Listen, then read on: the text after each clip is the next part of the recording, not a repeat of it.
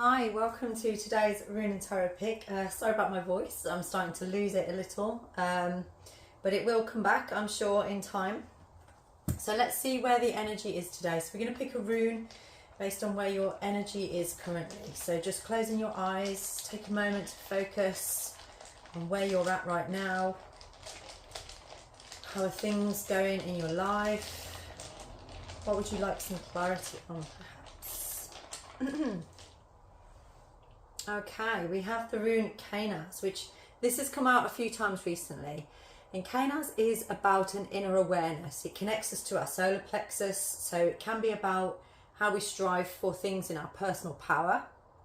It's like a beacon of light, like a torch that you can light up all of the dark areas. So it's actually perfect for this full moon energy, because the full moon illuminates and highlights things that we need to be made aware of.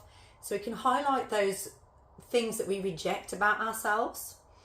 And with Canas, sometimes they can be difficult things to look at within ourselves. So it may be, especially with this moon cycle being about letting go of old patterns to make way for new ones.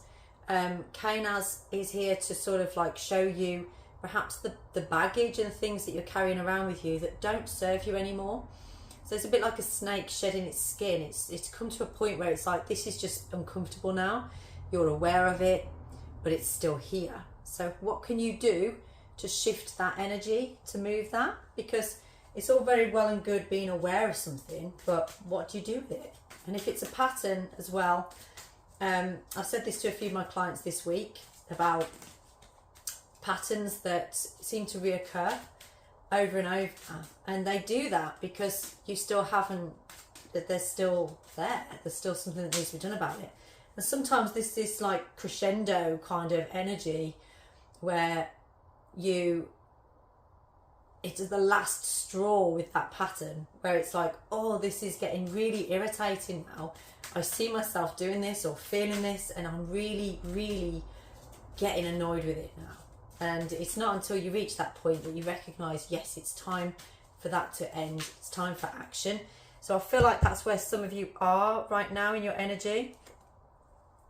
Yeah, and what you're heading towards is Queen of Wands. So this is taking that power. So wands are the energy of fire. You may be a fire sign, perhaps, but it's that inner power, that passion, being, you know, fully feeling like you're in control of where you're going.